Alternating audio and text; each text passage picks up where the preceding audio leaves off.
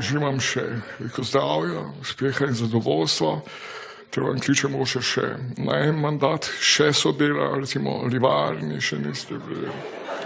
Kamno vse, za vami je še velika bodočnost. Hvala lepa. Hvala lepa. Spoštovano občinstvo,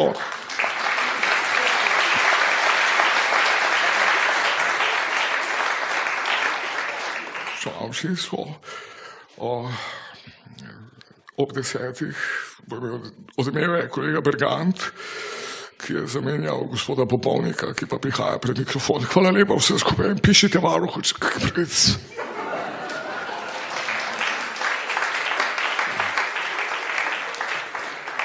Hvala lepa, spoštovani, dobro večer, spoštovani gledalke, spoštovani gledalci. Danes v Odmevih gostujem prvaka Slovenske demokratske stranke, gospod in gospodje, prosim za velik aplavz pred mikrofon vam in gospoda Janeza Jusuf Janšo, prosim. Gospod Janša, dober večer. Najprej prvo vprašanje zaveda, treba se zavedati jasno vprašanje, zahteva jasen odgovor.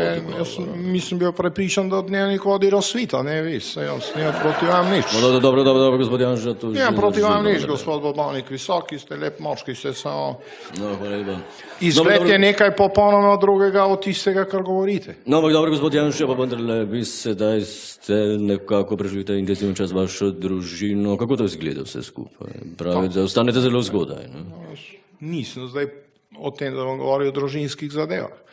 Jaz vam lahko povem o prvi zaljubljenosti. Če jo zanima gospod Bobovnik, to je verjetno zelo daleč od vas.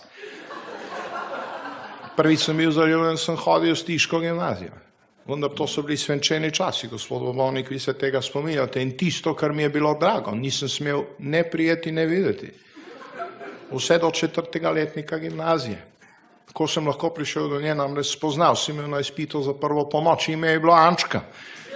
In vi seveda o teh stvareh ne govorite. To je preprosto dejstvo. Jaz bi se usedel, gospod Bobovnik, če nimate nič proti. Se vi pa nadaljujte s tistim, ki vam je drag. Hvala lepa. Hvala lepa. Tako, spoštovani gledalci, to je bil prvak Slovenske demokratske stranke, zdaj pa pred mikrofon, gospod in gospodje, vabim bivšo premijerko Republike Slovenije, gospod in gospodje, z nami gospa Alenka Bratušek, lepo pozdravljeni, gospa Bratuškova. Torej, gospa Bratuškova, najprej prvo vprašanje, kakšno je počutje sedaj, ko niste več na tako visoki poziciji, tako visoki poziciji? Da, lepo za se skupaj, da vsaj popolnoma jasna. Jaz se ko reče, sem bila rdeča, ko bi reka Republike Slovenije, da sem več rekel v Bruslu, da je v Brislu, ker sem bila zaslišani. Sama sem rekla, jaz sem sama rekla v CNN, jaz sem rekla, we need time, cause time there is there, cause time there is money there, time is, we need no money, ne.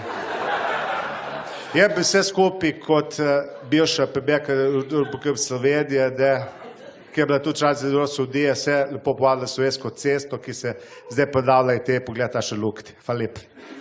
Hvala lepa, gospod Bratušek. Hvala lepa tudi vam, spoštovani gledalke, spoštovani gledalci, za vašo pozornost. Lepo se imejte in pa predvsem miren spanec. Nasvidenje.